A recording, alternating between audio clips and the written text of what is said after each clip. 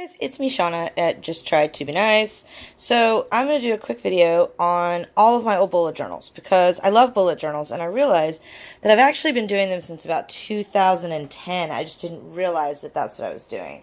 So this is probably my oldest bullet journal. This is literally from like right when my girls got diagnosed with autism when they were 4. So we're talking 6 years ago or so. And it's basically just a lot of autism information and like how to take care of kids with autism and stuff like that, because that's what I was living at that time. And then I have this one here, which is like my daily to-dos. And then I have this one here, which is just like sort of like a notebook organization plan. And I think this is actually from 2011. That's 2011. This is 2012. This is like 2013. And then you come down here and you've got this weight loss one. And then this one is from this summer. This is the summer of 2016, so there's just like a lot of summer type stuff in here, and like all different kinds of stuff. And then another weight loss one that I never really used, but I love the cover and everything. It just looks so pretty. A prayer journal, and I believe the prayer journal was 2015. Let's see if I dated anything. I mean, I put like the dates of like, I put down the scriptures, but I don't think I put down any actual dates. Let's see if there's a date here. June 2016. Yeah, so this was in 2016. So I'm going to definitely do a video on that prayer journal because that thing is the bomb diggity, and I worked really hard on it. And then this is actually, like, probably, that's my, like, if you've ever heard of, like, a, what's it called? Like a goal poster or, like, a vision board. That's what it's called. Duh. If you've ever heard of like a vision board, this is like a vision book.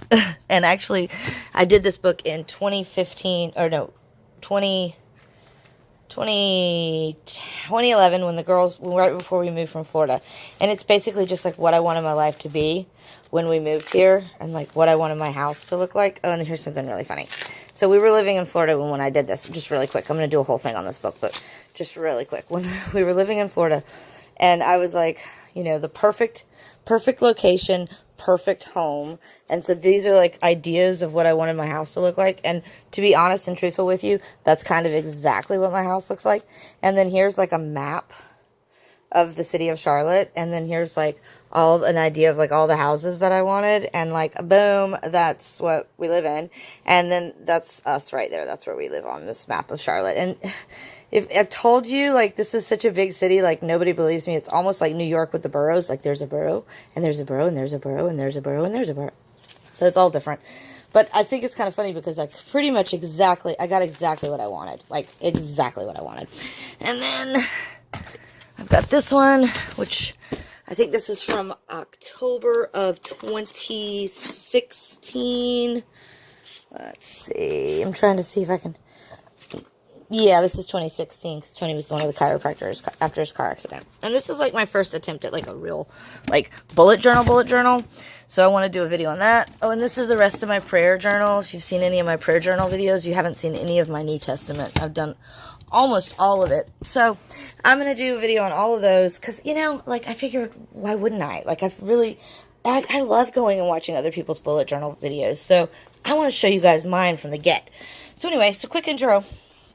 Now we're going to just jump into this one. And as I said before, this is mostly just autism information and quotes that I found online that that helped me get through everything. And let's see, we've got like a little, oh, that's a picture of a dino that Hannah Banana drew.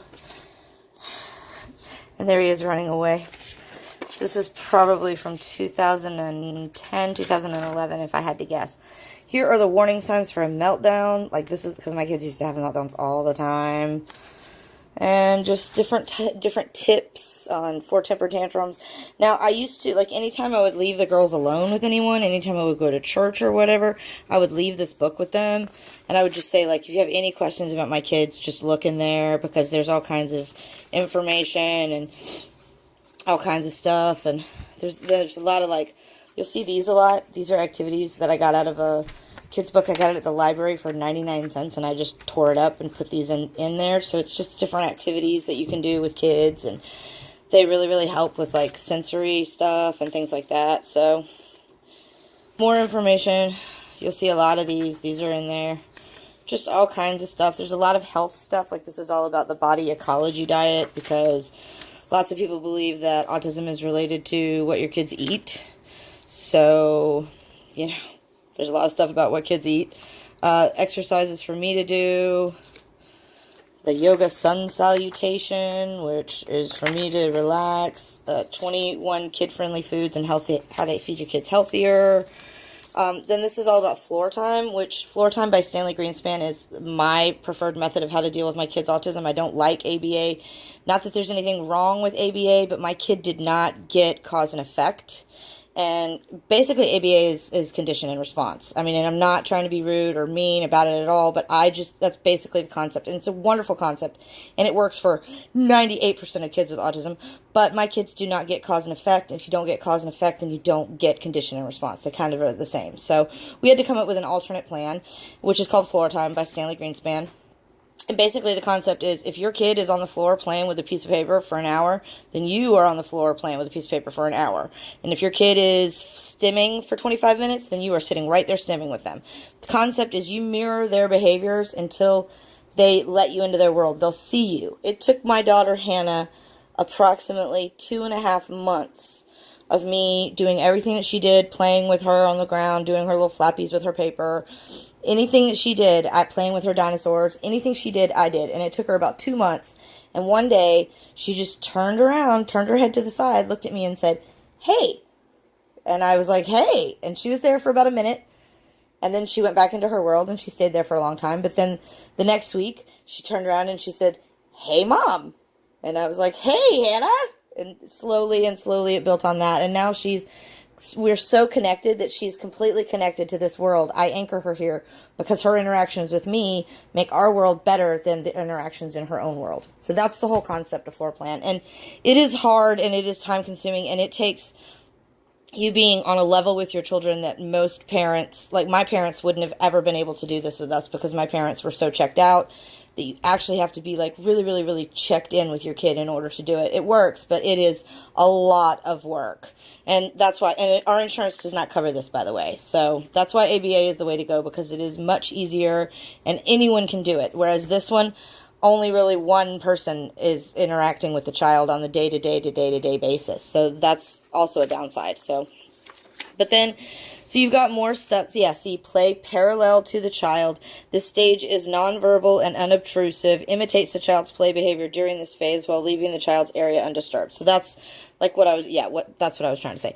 Floor Time is a process. It is a process.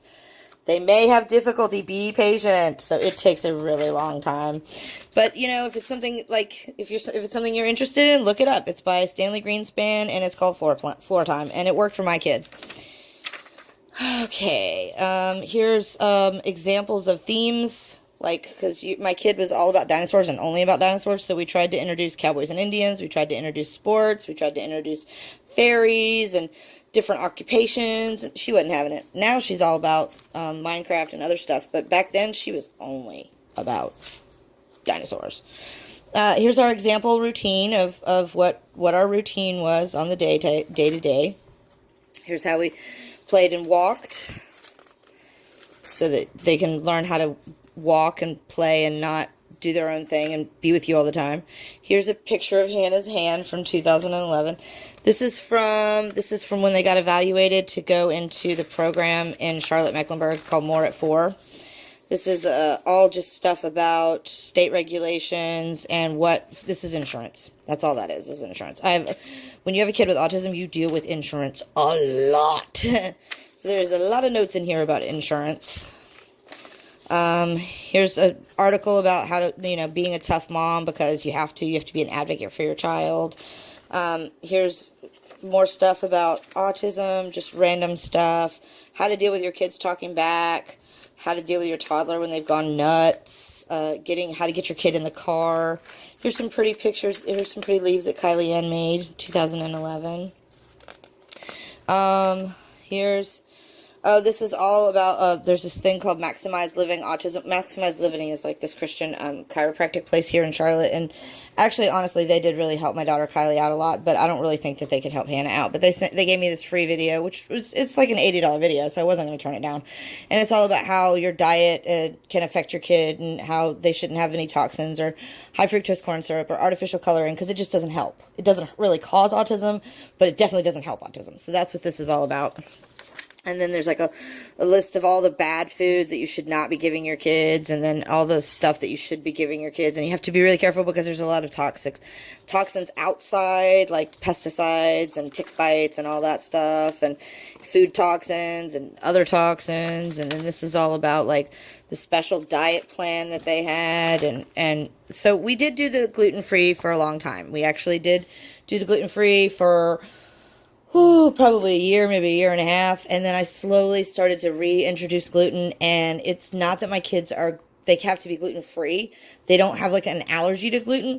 They just have like an intolerance to it. So if I give them too much of it, then I definitely notice the behaviors. Kylie gets sick. She breaks out in hives. She starts running fevers. So, I mean, it's pretty obvious, like, physically when I've hit the limit on being lazy and giving them too much gluten. But for about a year and a half, we were absolutely gluten-free. And like when we went to the beach this past 2 summers ago, we ate a lot of fried food because we went to a lot of like buffets, and Kylie loves popcorn shrimp. And so she ate a lot of popcorn shrimp, and she actually broke out in hives while we were down there because she'd had so much gluten because of the breading in the popcorn shrimp.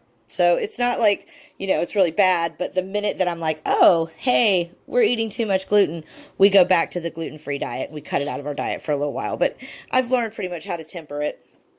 And so they can have a little bit of gluten in their diet, but not a lot. But we did go completely gluten-free, and we did this crazy diet with like friggin' kefir and that chia seeds and just insane things that were so expensive. And I'm just like, why? After a year and a half, I was like, I can't keep doing this. I just can't. So I had to stop. All right. So, here's my modern day Rosie the Riveter, because I love her. And then let's see, more activities to do with your kids. Living with a child who may be more difficult because of, this is Dr. Phil 2007. This is all about like a guy that was on Dr. Phil talking about autism back in 2007. Remedies for earaches, because Kylie used to get them all the time. There is no wrong or right way to deal with autism. You just have to do what comes naturally to you, what works for your family, what works for your child, and whatever works. It's okay to make mistakes. You are all learning. And then here's like this is the level of like a Victorian child's table manners. They have to sit quietly. They have to hold their napkin properly. They have to wait patiently to be served, answer promptly, say thank you, never make remarks about the food, teach the child to keep its plate in order, not to handle bread or drop food on the cloth or the floor, fold its napkin and put it back in its chair, or push it close to the table before leaving and after leaving the table, and they may not return once they leave the table. So this is 1889, and this is your Victorian child's table manners. And look how little that kid is like 2.5, and they're expecting that out of your kid. So keep it in perspective. Let's see. There's an IEP information. Yep, this is from when I went to my kid's IEP meeting, because I used to go to those all the time. There's more insurance stuff, more insurance stuff, more insurance stuff. And then this is it for an appointment for Kylie, where we had to take her to get, she had to get surgery done, because she was really sick all the time. We couldn't figure out what it was. Turns out she had a gluten intolerance. We went to Levine Children's Hospital. We were there for months. Not months, like we would go there, and then we'd stay there for a day or two, and then they'd give her some surgery, and we'd stay there for a day or two, and then we do the denied. You'll see that a lot when it comes to insurance stuff. More insurance stuff. More insurance stuff. That's actually disability insurance stuff. And then this is interesting too. But anyway, so we were taking Kylie all the time to Levine, and we went through every doctor they had. We went through the disease specialist, the gastroenterologist doctor, the infectious disease doctor. We went through all of them, and none of them could figure out what was wrong with her. And actually, like I said, the Maximize Living chiropractic guy, Dr. Mark, was like, hey, I think I know what's wrong with your kid. And I was like, and every other doctor was like, we don't know what it is, we don't know what it is, we don't know what it is, we can't tell you. Try this. None of those things worked. Dr. Mark was like, I know what it is. And I was like, okay. And he was like, come into my office.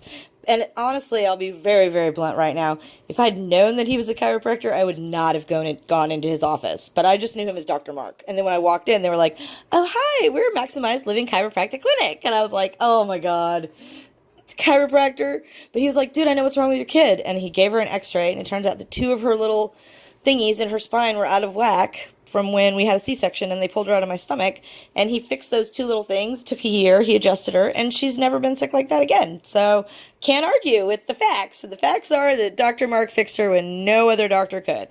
So here's a whole bunch of, like, the resources in Charlotte of, like, possible resources for people with autism. And as you'll see, like, a lot of these are crossed out because they just we don't qualify. We don't qualify. My kid's not autistic enough. We make too much money. We live on the different side of town. There's all different reasons, but a lot of it we did not qualify for. And then here's a page all about Hannah Banana. Those are all her favorite things. We got fish, we got dinosaurs, pandas, cute little sparkly bubbly things, turtles. Those are all the things she was into. And then these are all of her favorite things. At the time, she loved dinosaurs, Finding Nemo, Chuck and Stanley. Chuck and Stanley were her first dinosaur. It was a man. It was a homosexual couple of dinosaurs. One was named Chuck and one was named Stanley. And they were the happiest little dinosaur couple ever. I swear to God, they just loved their little life. Chuck and Stanley forever. Shark's tail, pizza, fish. She loved Land Before Time, Fluffy Green Blanket, crackers, Rex, which was one of her stuffed animals. Green beans, because she only ate green food. Wawa Wubsy, which was a TV show at the time. Watermelon. She loves Wallace and Gromit. Daddy Dino, which was her dad whenever he would pretend to be a dino, and he would dress up in costume and he would look like this. She loved cars, and she was sort of into the color orange at this time. This is a picture Haley drew for them that says, Dear Hannah and Kylie, Sissy really loves you. Have fun and remember to be good. Love. Ich lieb dich, did you book. She was trying to learn how to speak German and French at the time. So there you go. There's that.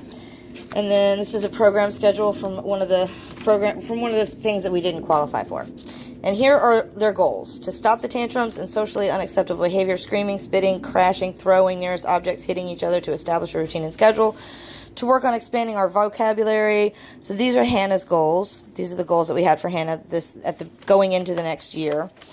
And then these are she was all about Winnie the Pooh. So this is like from a toy that we bought her. And then she loves Grandma Moses paintings. Grandma Moses was her absolute favorite artist. We went to a exhibit of hers in Ringling when we still lived in Florida, and Hannah was about maybe 10 months, 11 months old, and she just went crazy for all the Grandma Moses paintings. So I put a thing of Grandma Moses in there. And then this is all about Kylie, who's a princess. And when I grow up, I want to be a chef, because she loved to cook and bake back then. She doesn't really do it as much now. Baby dolls, purses, bling bling, butterflies. She had a blanket that we called Silky because it had silk on it. Her ABC blanket that Wayne made for her. Her furry stuff, purple ice cream glitter, kittens, pink, Moo Moo. Moo Moo was a stuffed cow. Fairies, and dogs. And then here are the goals for Kylie going forward into the next year. And then that's it for the page. That's it for the book. And I just wanted to do a quick video because this is probably the first bullet journal I ever did, and I didn't even realize that that's what it was. I just thought it was just like a compilation of a bunch of information that I had and I didn't know what to do with, and I wanted to put it all in one place. So there you go. That is my very first bullet journal. Hope you liked it.